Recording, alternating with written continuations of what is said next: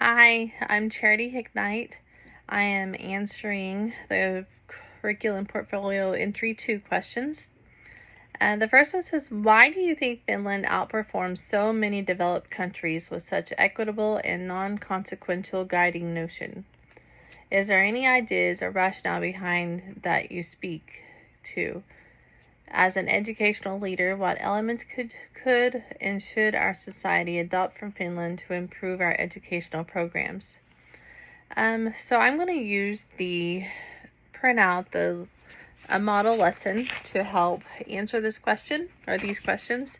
And then I'm also using the PISA website that I can compare the data from Finland and the data from the United States to answer these questions. And so the first part of the question, it asks, what do I think, or why do I think Finland outperforms? I would say that they have a holistic approach to the way that they teach and to the way that they kind of govern their society based on the child or the children of the country. And so they really put a lot of emphasis on making sure that their children are well taken care of, that they have the best, of everything they can. So they're fed every day. They don't have to worry about if their students have a meal or can bring lunch or pay for lunch like the United States. Most schools in the United States, from what I gather, have to have meal plans, either free or reduced or full pay per the student. I'm lucky. I work in a district where all of our students receive free meals. So I can relate to Finland on that part. We all get to make sure our children are fed and they don't have to worry about having a meal, which takes some pressure off of the student and takes away some anxiety of not having a full belly. So I do appreciate how Finland takes care of their children. Finland also does something the United States does not do, and that is they make sure every child has medical care or their needs are met, and like the welfare of the child is met. That's something that I also think the United States would benefit from adopting for their students, is to make sure, these children have what they need beyond just food in their belly and teachers in a classroom. And then Finland also makes sure that their teachers are highly qualified. The United States, I don't know how it is across all states, but I know for Oklahoma, we have to have a highly qualified teachers. But saying that, we also allow a lot of alternative certified teachers, and sometimes that seems to be questionable.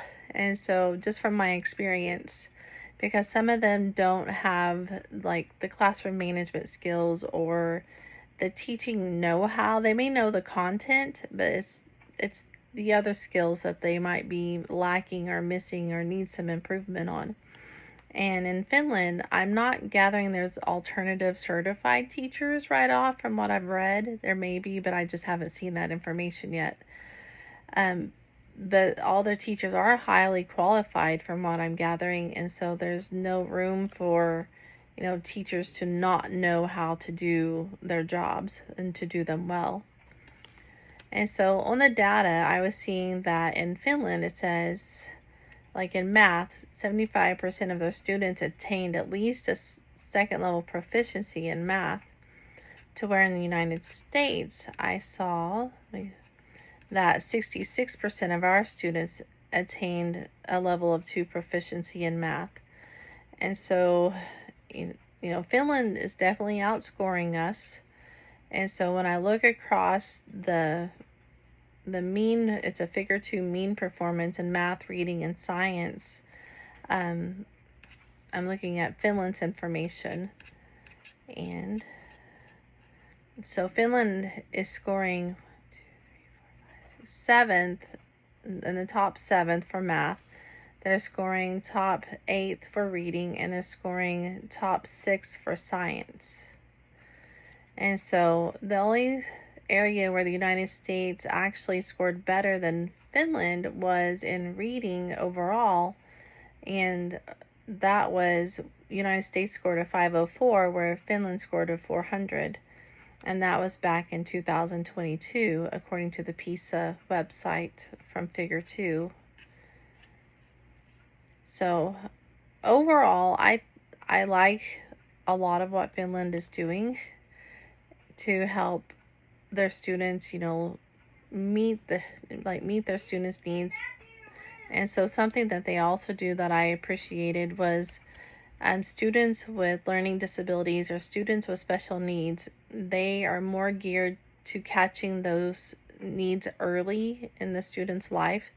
So that way, if a student does have a need, they can hopefully catch those before they leave kindergarten, first, second grade. To where United States, I'm a fourth grade teacher, and we get kiddos all the time in fourth grade, and we're like, why hasn't anyone identified this before? How did this kid get to me? And just now, it's becoming identified. Where Finland works to identify those issues early, that's something I think the United States could also benefit from, trying harder to catch our kiddos' needs earlier to help kind of as a preventative to help them, catch up quicker and fill in those gaps quicker instead of letting them get to, say, fourth grade and have 2-3 years, lag in their knowledge. So anyway, I hope that answered the questions. And thank you. And sorry I'm over time. And have a great day.